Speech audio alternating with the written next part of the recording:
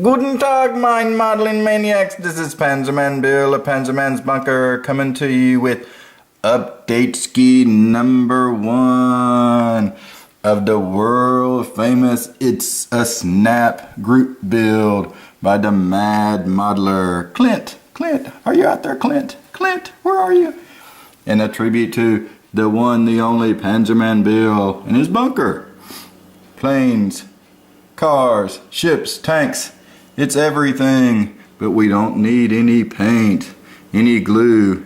It all fits together with a snap. Okay, fellas, here's my first update. It's been a while, so it's just been hard getting to the bench and getting some work done. So here I come with what I've got done so far. Okay, fellas, here's where I am on this, almost finished. I've got the body finished using the what you call it, the Novus system. It come out pretty good.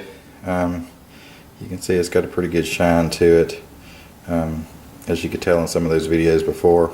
The only drawback, and I do have to paint the front spoiler, that lip. I'm going to paint it a flat black to match the real car. I thought this was interesting for a curbside kit, that they would have actually detailed the inside of the hood, which no one will see. And I was going to detail that, and also the inside of the interior black to match the interior of the seats and stuff. But of course, with it being plastic, you could see right through it, so it made everything dark. So I tested it, and then I could see through it with the light, so I decided not to do that, obviously. So the drawback from not having to paint it.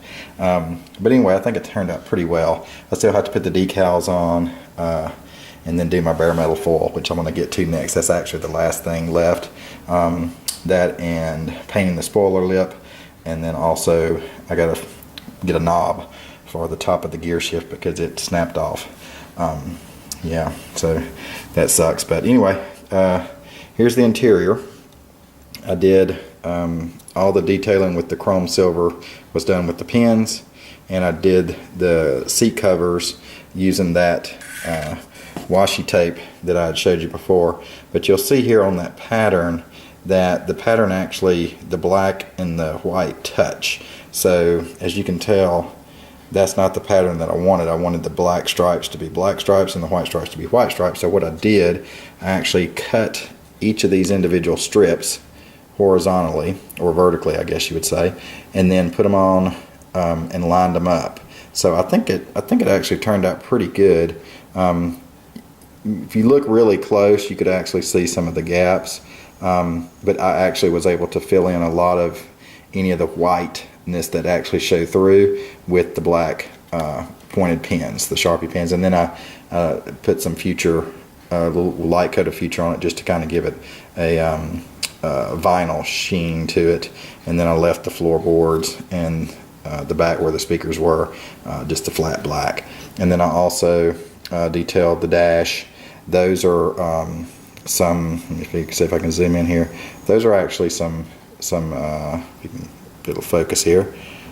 Those are actually decals that I got from a guy. They're like $225 for the whole set. You can get he makes the custom gauges, so you have all the gauges, and it's just on a thicker paper. I think I mentioned those before. And you know, $225 free shipping. He just puts it in an envelope and goes. So I think it did pretty well. I did just basic detailing of the undercarriage, nothing spectacular, because with these snap-on kits you can see how it goes deep, so we all know how that is difficult to work with. And then I did black wash the inside of the rims and the hubcaps. And another funny thing was it actually had brake rotors, which I don't know why, because you can barely see them in the kit. And it does roll. I mean, it is a rolling kit. So I don't know, you can't really see the rotors from outside. That hole is actually not even all the way through. It's just a very small hole in a black wash to get it filled in. So that's kind of where we're at. I think it turned out pretty well. I mean, I think the the biggest experiment was the polishing the plastic. But like I said, I mean, it's kind of a drawback not being able to paint the interior to match, and not being able to even, you know, if you could, if you did have a hood and an engine that showed you couldn't do anything with the underside of the hood, because any paint that you do, especially black, is going to come through anything that's a lighter color. So that's it. I got the decals, like I said, to put on. I got those few pieces, the trim to put on, and then the next big thing, the last big thing, is just that the bare metal foil and fixing the gear shift, which I'll just paint it with some black over the boot of the shifter, and then just fabricate a little knob to go on the top. I can't remember when it broke, if it was a round knob or a T-handle.